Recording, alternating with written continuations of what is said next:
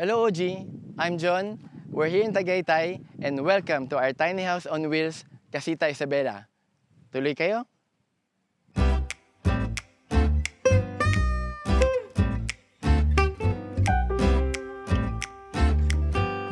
Dati nung pinag-usapan namin ng wife kung ano yung ipapangalan namin dito, gusto namin na mayroong kasita because again, kasita is the word for tiny. And the word kasita is because it's Spanish.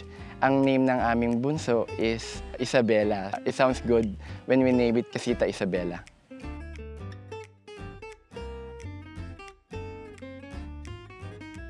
Kami ng mag-asawa, we're fascinated about tiny house on wheels. That's why we're watching a lot of YouTube videos, Netflix, Pinterest, mga photos.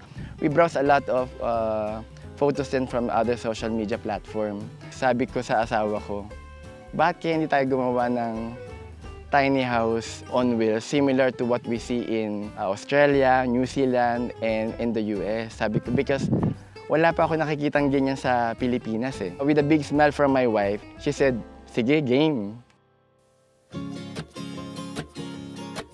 So, me and my wife got married here in actually it's in Caleruega. It's in Sugbo, but very near in Tagaytay. When we got married, there is a specific place dun sa may Caleruega. It's a steel bench. Yun din ang ginawa naming wedding portrait namin sa may bahay.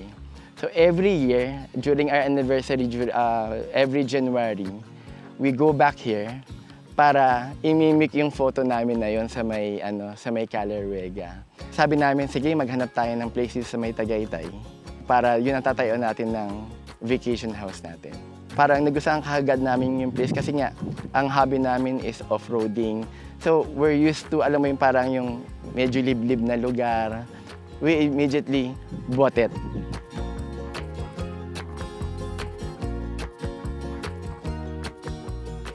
So when we decided na to build a tiny house as a rental property, gusto namin ma-experience ng guests. No, it's not just a regular staycation, but rather, ang gusto namin, experience. Kami ng family, ang hobby namin is 4x4 off-roading and overlanding. When we go overlanding with the kids, na-enjoy naman nila. Sometimes nag-stay kami sa overlanding like for 2 nights. Siguro longest namin was 4 nights.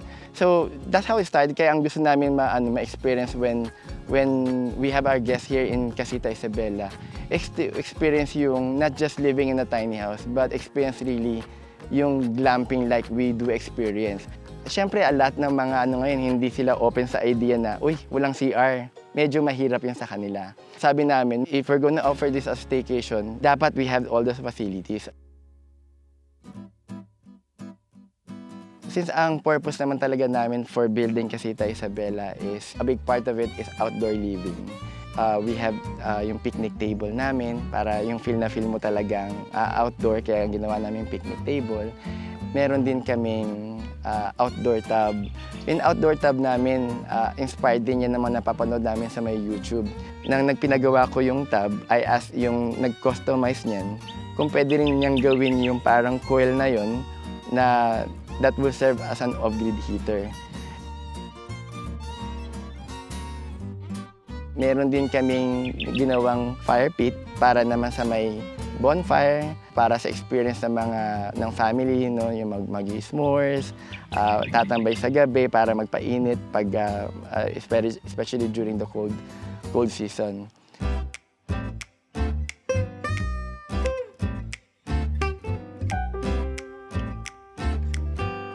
Inside the tiny house, parang left, right, turn around, no?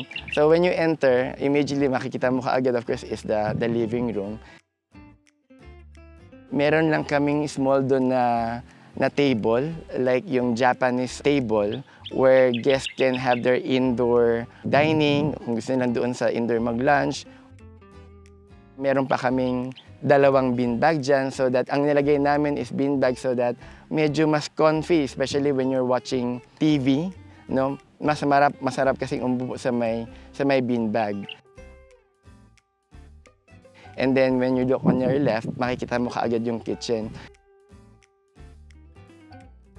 And then in the kitchen, complete lahat, no? Lahat na mga kailangan mo, everything is there. If you want to mag-cook pasta, gusto mo magprito, magsaing, may microwave, may coffee maker, yung mga kailangan mo for outdoor, everything is there. Sa labas ng tiny house, nag-prepare kami ng stove. They don't have to use the place kasi it's very tiny. Pag nagluto ka ng prito, medyo mangangamoy yung buong place natin, especially maliit lang yun. On top of the kitchen is the loft na.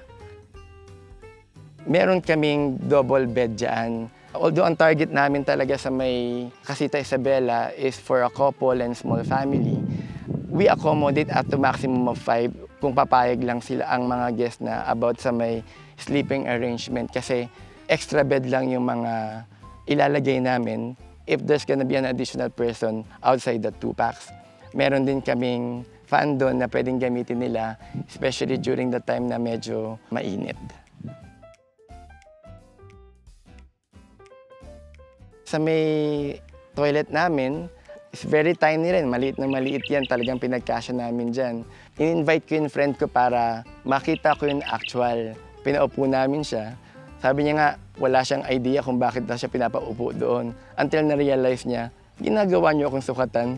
Oo sabi niya ganyan. Because we want the guests, di ba, on all sizes, na magiging comfortable sitting doon sa may toilet seat pag talagang pinermanent na namin yan. And then, beside kasi ng toilet bowl, we installed another small sink. Medyo pinagtalunan nga namin ng wife ko yung small sink namin sa loob ng kitchen kasi kailangan daw nila ng sink sa loob ng toilet. Sabi ko, pagkalabas mo naman ng toilet, meron ng sink kaagad. Bakit kailangan pa natin ng sink sa loob? Pinush niya talaga. Ang sabi niya na lang, it's a girl thing. So, wala na akong masabi. Sa may toilet, we have yung shower, meron ding bidet.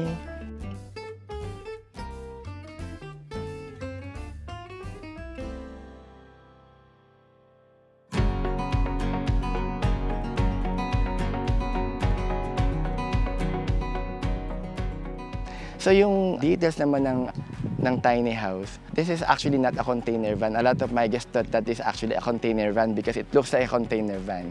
While that was the intent then, but we do not want to use kasi yung container van because there are pros and cons after my research dun sa may YouTube ng using a container van.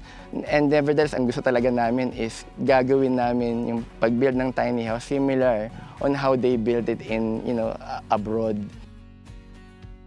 Yung labas niyan is a long span na rib type. Sa may wall naman, we use a metal stud. And then for insulation, similarly, sabi namin, we don't want to use yung similar what we're using here in the Philippines, na parang yung mga aluminum lang. So we use what they use as well dun sa may Australia. So makapal siya is, they call it a rock wool. So yun ang nilagay namin so that it can resist at least yung heat ng Philippines and sometimes siguro during the cold season, during the bare months in January and February. Sa may harap, gusto namin talaga meron touch of wood lagi kahit sa may labas. However, because we're in the farmland, we're in the Philippines, di ba? Baka hindi magtagal if we're going to use wood. And that's why dun sa may exterior, we use a fiber cement na meron lang siyang haspin ng wood, that's why it looks wood. And then, sabi ko sa may kasama kong gumagawa, given that ang skill mo talaga ay house painter, sabi ko, mas maganda siguro gawin mong wood, mukhang wood yan.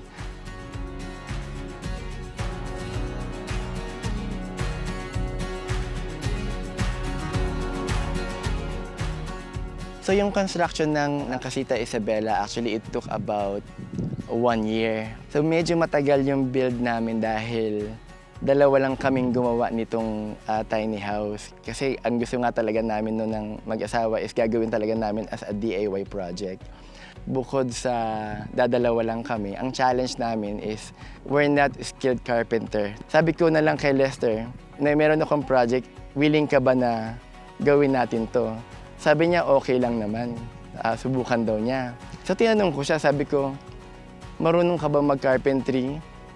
Okay lang naman, I do woodworking sometimes sa bahay namin, but really not doing a lot of carpentry.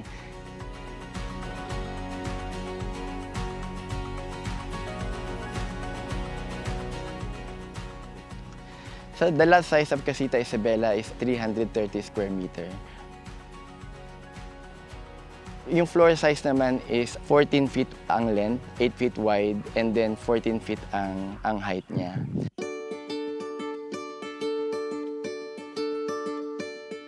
So yung future plan pa namin dito sa may Casita Isabela is we want to build a wood canopy para may tatambayan pang iba yung guest namin besides, going inside sa tiny house. And then another is of course yung gusto namin magkaroon pa ng pantry sa may likod ng tiny house na para magiging permanent location namin as cooking areas, as kitchen. Right now, ang ginagamit namin parang mobile yung aming stove na nasa loob lang ng drum.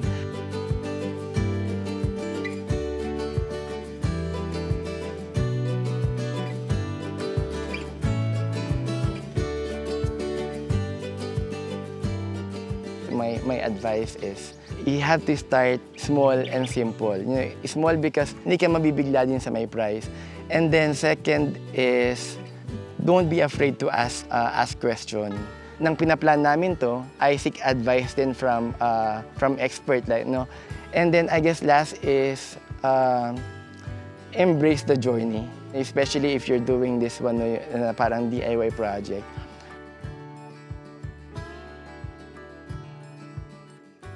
So for those who want to experience living on a tiny house on wheels, you can visit us on Facebook is Casita Isabela Tiny House on Trailer. And in Instagram and Airbnb is Casita Isabela Tiny House on Wheels.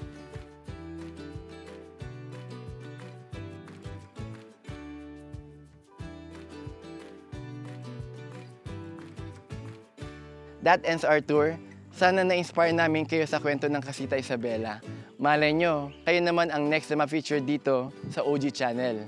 Thanks for watching and hope to see you soon. Bye-bye! Want to share your house and get featured?